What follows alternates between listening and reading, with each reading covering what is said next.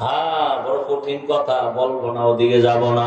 পর্দার আড়ালের আম্মা জানেরা, বোনেরা, শুধু কি তাই, ইতিহাস পড়েন, দুনিয়াতে কোরআনের তাফসীর করনেওয়ালাদের মধ্যে শ্রেষ্ঠ, পৃথিবীর প্রথম তাফসীর করনেওয়ালা আম্মা জান আয়েশা।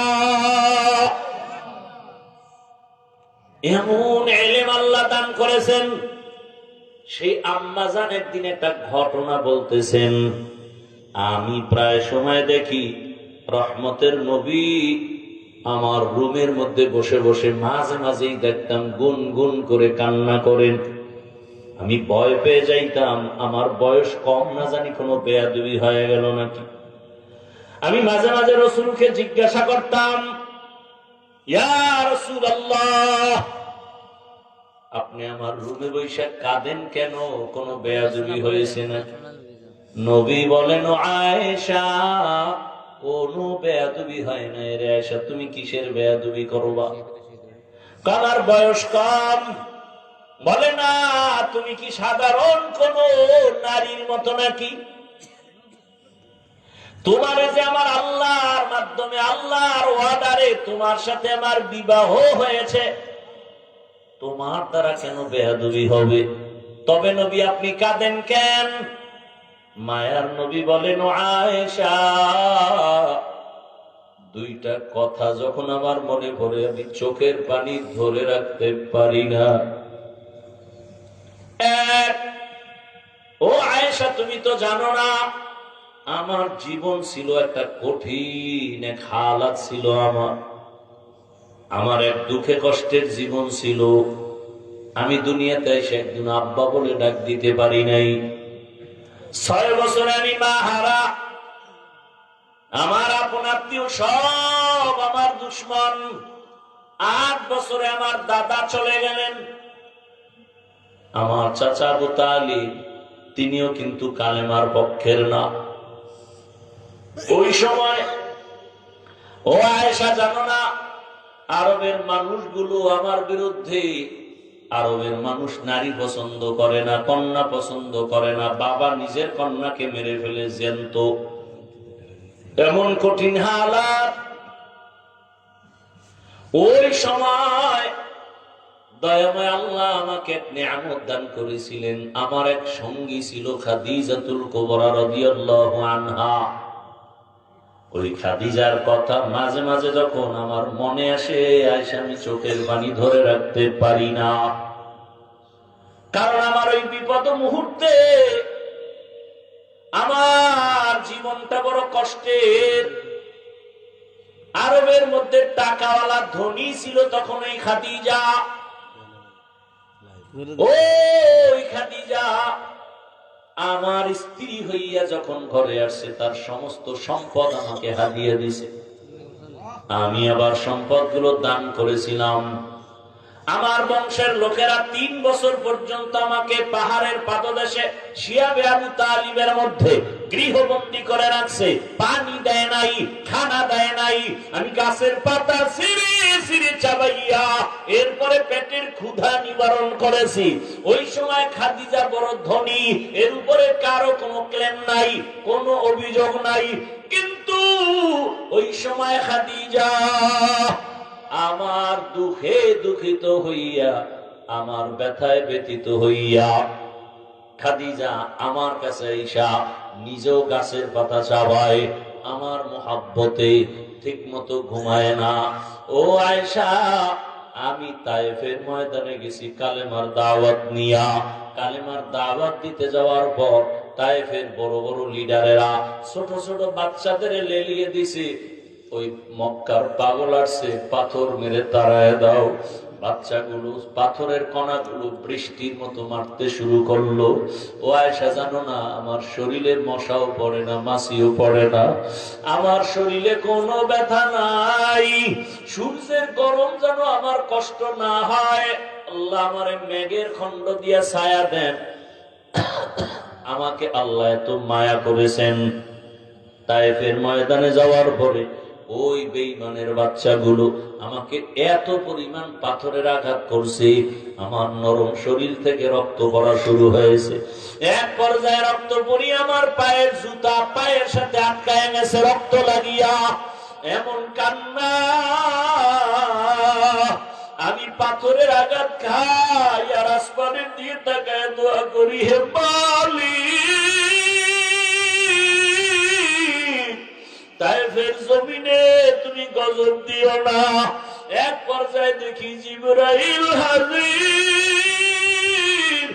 জিবরাইল এসে বলেন, ইয়া রাসূলুল্লাহ, আল্লাহ পাঠাইছেন, আপনার কান্না আমার আল্লাহ বরদাস্ত করতে পারেন না, আপনি এখন অর্ডার দেন তায়েফের জমিন উল্টায় শট মেরে ফেলি। আমি বললাম, না রে জিবরাইল, না, তায়েফের মানুষকে মারিও না, ওরা আমাকে চিনে না, ওরা জানে না আমি বড় ইয়তীম, আমি জীবনে বাবার আদর পাই নাই, মায়ের আদর থেকে বঞ্চিত। ওরা যদি চিনতো আমারে পাথর মারতো না, আমাকে আঘাত করতো না। ও আমার কলিজার বাবারা, যুবক বাবা, বৃদ্ধ বাবাজি, পর্দার আড়ালের মা বোনেরা, রহমতের নবীর এত গুণগান আপনারা জানেন, সেই নবীর এত কষ্ট শুধু দ্বীন ইসলামের জন্য। আর আপনার আমার তো কোনো পরীক্ষা নাই, কোনো কষ্ট নাই, 5 ওয়াক্ত নামাজ পড়বো, কত শান্তি, ওযু বানায় চলবো, শরীরটা কত তাজা থাকবে। এরপর আবার বুঝানো হয় বয়ানে, এরপরও নামাজের কাছেও যাই না। রহমতের নবী এত কষ্ট করলেন জীবনে। নবী বলেন, ও আয়েশা, আমার অন্তরে যখন খাদিজার কথা মনে পড়ে, আমি রাতের যত কঠিন রাতেও দাওয়াতের কাজ করে আসতাম, ঘরের দরজায় গিয়া আসসালামু আলাইকুম ইয়া আহলাল বাইত বলা মাত্র লাব্বাইক ওয়া সা'দাইকের আওয়াজ আসতো, দরজা খুলে যাইতো। আমি বলতাম, খাদিজা আপনি কি ঘুমান না? খাদিজা বলতেন, রহমতের নবী, আমি জানি আপনার মা নাই, আপনার বাবা নাই, আমি খাদিজা 2 স্বামী বিদায়ের পরে আপনার ঘরে আসছি, একাধিক সন্তান আমার আগেই হয়েছে, তারপরে আপনার ঘরে আসছি, আমি জানি আপনার মা যদি থাকতেন আপনাকে বাহিরে রেখে মা ঘুমাইতে পারতেন না। আমি অপেক্ষায় থাকি রহমতের নবী আসবেন, দরজার কিনারায় দাঁড়ায় যদি নবী কষ্ট করেন, আমি খাদিজার জিন্দেগি বরবাদ হয়ে যাবে। অতএব আপনি যতক্ষণ আসবেন না, আমি খাদিজার দাঁড়ায় অপেক্ষা করি, বিছানায় যাই না। এরে আয়েশা, খাদিজার কথা মনে পড়লে চোখের পানি পড়ে। আর একটা কথা যখন আমার মনে পড়ে, আমি চোখের পানি ধরে রাখতে পারি না। ইয়া রাসূলুল্লাহ, সেই কথা কি? বলে, আল্লাহ বারবার যে ভয়টা দেখাইছেন, আল্লাহর আদালতের ভয়, হাসরের ময়দানের ভয়, ওই ভয়টা যখন আসে আমি চোখের পানি ধরে রাখতে পারি না। ওই হাসরের ময়দানটা কত ভয়ঙ্কর হবে, আল্লাহর আদালত কত ভয়ঙ্কর। হাসরের ময়দানে নারী পুরুষ সবাই উলঙ্গ দাঁড়াবে। সব আম্মাজান বলেন, এত উলঙ্গ সবাই যদি হয় লজ্জা করবে না? আল্লাহর নবী বলেন, আয়েশা, হাসরের ময়দানটা কত কঠিন হবে জানো? সূর্যটা নিচে নেমে আসবে, সূর্যের গরমে মাটির জমিনটা তামা হয়ে যাবে। অন্যদিকে জাহান্নামের আওয়াজ, জাহান্নামের আওয়াজে হাসরের ময়দানটা থরথর করে কাঁপতে থাকবে। এমন অবস্থা, মানুষের মাথার মগজগুলো ভাতের মারের মতো ফুটবে। গুনাহগারদের এমন কষ্ট, কেউ কারো দিকে তাকানোর পর্যন্ত সময় হবে না। এমন অবস্থা হবে, আল্লাহ নিজে রাগ হয়ে যাবেন। রাগ হইয়া আল্লাহ একটা কুদরতি জবানে আওয়াজ দিবেন, রাগান্বিত আওয়াজ, লিমানিল মুলকুল ইয়াউম লিল্লাহিল ওয়াহিদিল কাহ্হার। আল্লাহ তাআলার কুদরতি জবানে রাগান্বিত আওয়াজে হাসরের মাঠ থরথর করে উঠবে। আল্লাহ পাক এমন আওয়াজ দিবেন, কারো কোনো জবাব চলবে না। এমন হালাত অবস্থা দেখিয়া নবীদের যাদের গুনাহ নাই তারাও কান্না শুরু করবেন। ইব্রাহিম নবী কান্না করবেন, ইসমাইল নবী কান্না করবেন, দাউদ নবী, আদম নবী, ঈসা নবী, মুসা নবীর কান্না। ও আয়েশা, তখন আমার ভয় হয়, আমার উম্মত উম্মতের কি উপায় হবে, আমি সেই ভয়ে চোখের পানি ছেড়ে কান্না করি। মুসা নবী কাঁদবেন নিজের চিন্তা, আদম নবী কাঁদবেন নিজের চিন্তা। উম্মতেরা ঘুরতে থাকবে, কার কাছে একটু সুপারিশ পাবো। আদম নবী বলবে আমি পারবো না, যাও। মুসা নবী বলবে আমিও পারবো না, যাও। নবীদের কান্না, উম্মতেরা পাগলের মতো ঘুরবে, কোথায় যাই, চারদিকে জাহান্নামের আগুন। জাহান্নাম চিল্লাইতে থাকবে, ও আল্লাহ বেনামাজি গুলো কই, বেনামাজি গুলো তাড়াতাড়ি আমার পেটে দাও, পেটে ক্ষুধা। আল্লাহ বলবে 70,000 শিকল জাহান্নামের গলায় লাগাইয়া ফেরেশতারা পেছনে টানিয়া ধর। বিচার শেষ করিয়া তারপরে আমি জাহান্নামকে খুশি করব। 70,000 ফেরেশতারা 70,000 শিকল লাগায় টানবে, ধরে রাখতে পারবে না।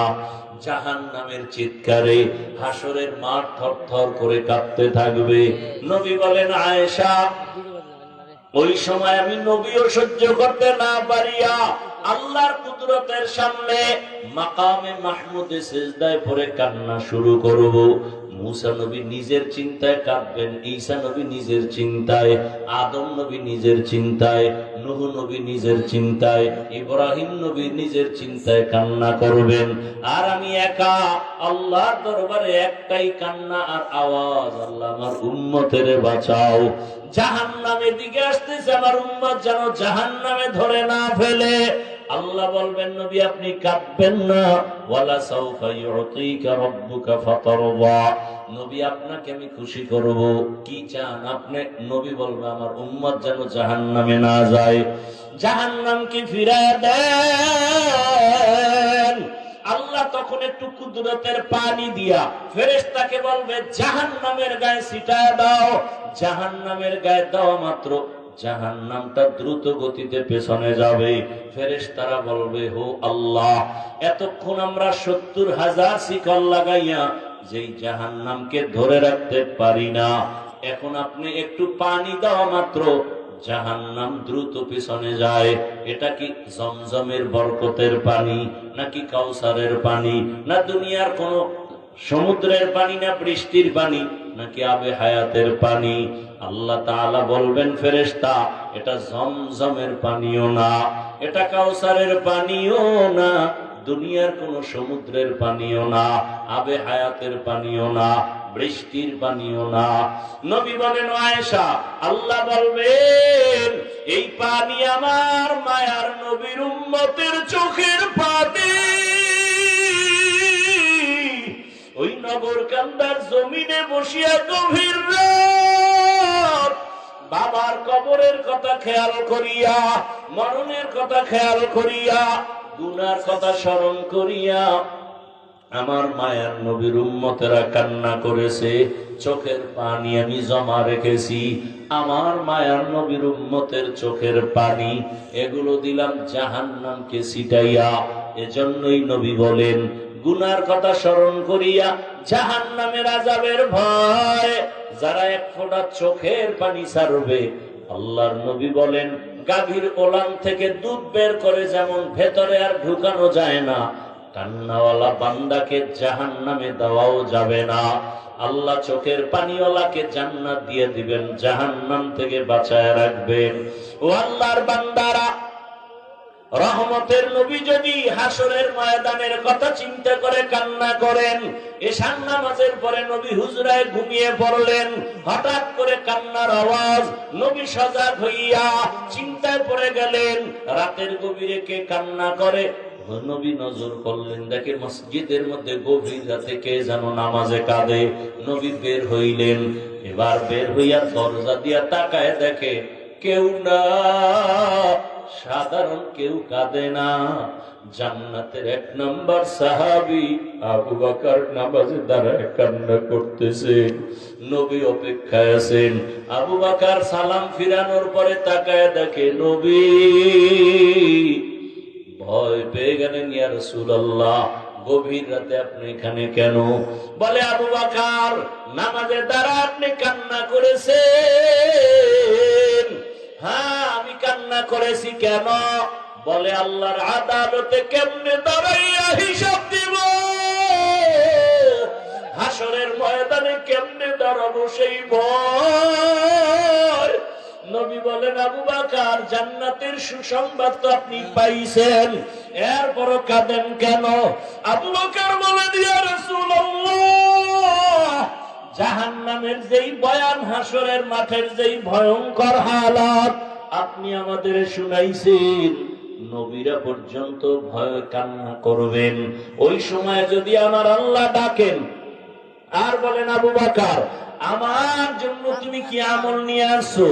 যদি বলি নামাজ, তেলাওয়াত, জিকির, রোজা, আল্লাহ যদি বলে তোমার আমল আমার পছন্দ হয় নাই, যেইভাবে আমি নামাজ চাইছি তুমি সেইভাবে নামাজ আমাকে দাও নাই, যেইভাবে চাইছি তেলাওয়াত করবা সেইভাবে করো নাই, আমি যেভাবে চাইছি ওইভাবে হক আদায় করে রোজা রাখো নাই, আমি যেভাবে চেয়েছি সেইভাবে হক আদায় করে তুমি জিকির করো নাই, আল্লাহ যদি বলে ফেলেন তখন আমার উপায় কি হবে?